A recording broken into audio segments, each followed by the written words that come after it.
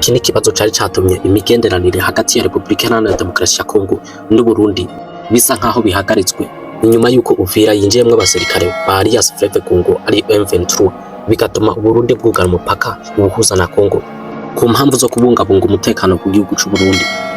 Ariko vyatumye hagarara imirimo itandukanye ku banyagihugu bamwe bamwe ba Kongo ndetse n'abo Burundi ku ruhande rw'abagura ndetse n'abagurisha, kuko hariho abakongomani basanzwe basumira umunsi ku munsi mu gihugu c'u Burundi hamwe n'abashoferi basanzwe batwara ibintu n'abantu muri Republika Iharanira Demokarasi ya Kongo hama bagataha mu gihugu c'u Burundi.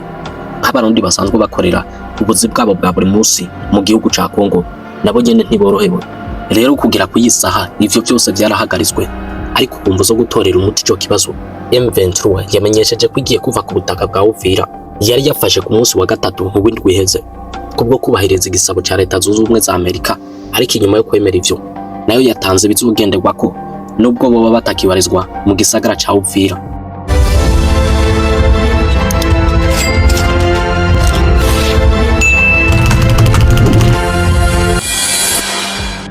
Reka ndabahimiriwe cyangwa mwaramutse banyana mu muserere ni Kebi Carnival ngarutse kuri Microsoft Entertainment. Twibutse umuntu wese atarakora subscribe kugira ngo ayikore, niyo mahirwe meza tumuhaye kugira ngo azogena abone ibiganiro byacu mu buryo bworoshe. Ushobora kubukunda ibiganiro byacu, reka tugusabe ubisangize abagenzi bawe. Ushobora gushiraho na commentaire n'intererano ikomeye mu gikorwa dusanzwe dukora ca buri munsi atakubatinza. Reka nkubite mbangura twinjire mu kiganiro cacu. Ni Kebi Carnival muri kumwe kuri Microsoft Entertainment. Ni nyuma y'iminsi igera kuri 7 M23 ifashe umuji wa Uvira. Ejo ku munsi wa kabiri itariki 16 z'ukwezi kwa 12 2025 yatangaje ko igiye kuva mu uwo muji uherereye mu ntara y'Amajepfo, ariko ntabwo ari kuhava bisanzwe. Oya, inyuma y'ivyo hari byo basabye bizotegerezwa kubahirizwa. Ni tangazo ryasohowe ku munsi wa mbere, ariko bitangazwa ku munsi wa kabiri itariki 16 mu kwezi kwa 12 nk'uko twabibabwiye. Hari mu masaha y'igitondo ku munsi wa kabiri uwo twokwita ko ari umuhuza wa Alliance Fleuve Congo ariyo M23 azwi ku izina rya Colonel Nanga. Intambwe ziherutse guterwa mu biganiro by'Doha muri Qatar hagati y'uwo mutwe wa leta ya Congo hamwe na M23. Colonel Nanga yagize ati Alliance Fleuve Congo ariyo M23 izokora igikorwa cyo gukura ingabo zawo mu muji wa Uvira. Ni ku bushake bwacu, nta wigeze atugira inama, ariko bijanye n'ubusabe bw'ubuhuza bwa Leta Zunze Ubumwe za Amerika. Ariko mu rwandiko rwatanzwe nta munsi watanzwe aho bazovira kubwo butaka, ariko tubibuza yuko mbere Nanga yari yatangaje ko amasezerano y'amahoro hagati y'u Rwanda na Republika Iharanira Demokarasi ya Kongo kuba yarashizwe ko umukono ku itariki 4 z'uku kwezi kwa 12 na Perezida Paul Kagame hamwe na Perezida Antoine Felix Tshisekedi, Perezida wa Kongo, ku buhuza bwa Amerika, ataco bivuze ku muhari wa Alliance Fleuve Congo ariyo M23. Nyuma yaho mu gitondo ku munsi wa kabiri umuvugizi wa M23 Laurence Kanyuka yatangaje video biciye ku rubuga rwa X wahoze kwitwa Twitter igaragaza isinzi y'abantu bihereje amabarabara bafise ivyandiko, bamwe bavugira hejuru avuga ko arabashigikiye M23 yuko badashaka kwibatererana ngo ibasige mu muji wa Uvira. Bigaragara yuko bamwe mu banyagihugu badashaka ko M23 iva muri Uvira. Ibinye leta ya Kongo ntacira bivuga ko turavuga ivyo M23 yashoboye gushikiriza hamwe n'ibisabo M23 yasabye Republika Iharanira Demokarasi ya Kongo. Leta ya Kongo yakomeje gusaba M23 yuko yova mu bice byose yafashe mu burasirazuba bwa Kongo harimo na Goma, ivuga ko ubusugire bw'ico gihugu bugomba kubahirizwa. Sinzi niba hari cihishije inyuma, ntibisobanutse neza icyateye M23 gufata igicemezo cyo kuva mu muji wa Uvira yari yafashe ku munsi wa gatatu ushize, ariko ikacikiriza mu nyuma yuko igiye kuhava inyuma y'iminsi 7 ihafashe. Amerika nayo ikomeje kwiyamiriza ibikorwa by'u Rwanda mu burasirazuba bwa Kongo, isezeranya kugira ico ikora kugira ngo amasezerano y'amahoro y'i Washington yubahirizwe. Inavuga ko leta y'u Rwanda ari yikomeza guhonyanga amasezerano kandi batagiye kubyihanganira.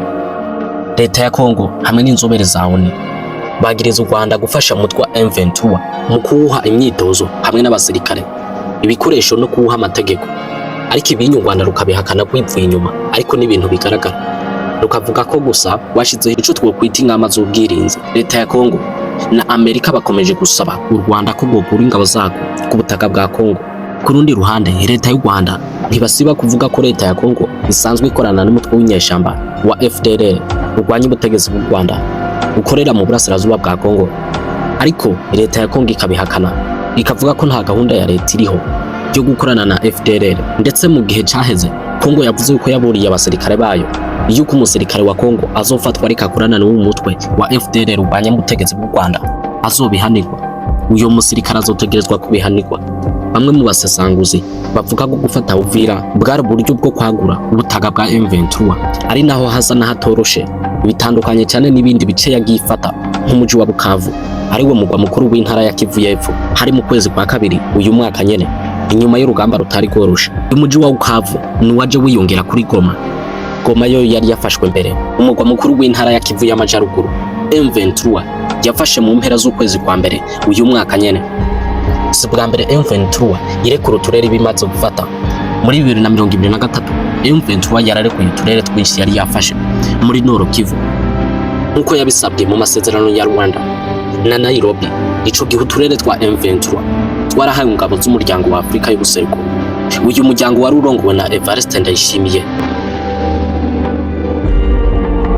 Ku rundi ruhande, Nanga yavuze ko M23 yafashe icemezo ubwayo nk'impamvu yotanga icizere ku rwego rwo guha amahirwe menshi cyane ashoboka umugambi w'amahoro ikorewe i Doha muri Qatar, ngo igere ku ntego yo gutanga ibisubizo ku bibazo byugarije uruvyaro rwa Kongo, ndavuga bene gihugu. Inyuma yo kumenyesha ivyo, ico M23 yasabye ko cyo kubahirizwa naco niki, ariko nikitagiye korohera bamwe, sinzi niba bizokubahirizwa.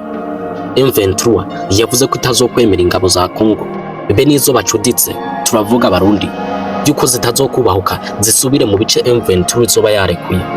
M23 ikasaba yuko hazorungikwa ingabo mpuzamahanga, yuko hazorungikwa ingabo mpuzamakungu zicungere aho bazoba barekuye. Kandi M23 ishimangira yuko itazemera imitwe isanzwe irwanya Burundi, turavuga nka Red Tabara, yuko izokorera mu burasirazuba bwa Repubulika Iharanira Demokarasi ya Kongo na cyane cyane mu turere izoba yarekuye. Ibi bikagaragaza yuko basanzwe bifuza umubano hagati y'u Burundi ndetse na Kongo. Tubamenyesha ko iyi ntambara yongeye kwaduka mu mpera z'umwaka wa 2021 nubwo imaze imyaka hafi 30 ihagarara ikongera ikabyuka. Reka dushimire umuntu wese yadukurikiranya kugira turangize ikiganiro cacu. Nike Big Carnival mwari kumwe kuri Microsantra Entertainment. Twibutse umuntu wese atarakora subscribe kugira ngo ayikore, n'amahirwe meza dutanga kugira ngo azagende bone ibiganiro byacu umunsi ku munsi. Reka ndababwire nti ndabakunda. Mwari kumwe na Big Carnival. Inyamaswa yatsindiye ishamba, umwami wacura ubundi ryarya, intare itunzwe n'icanja, yacitse umutego igacura intego, ndasosa kubase nkarura, inzwi n'abiyizi kumenya niko kwimenya, suko nubaha abandenze ahubwo nubaha buri wese. Tuzosubira mu kiganiro gikurikira. Ndabakunda.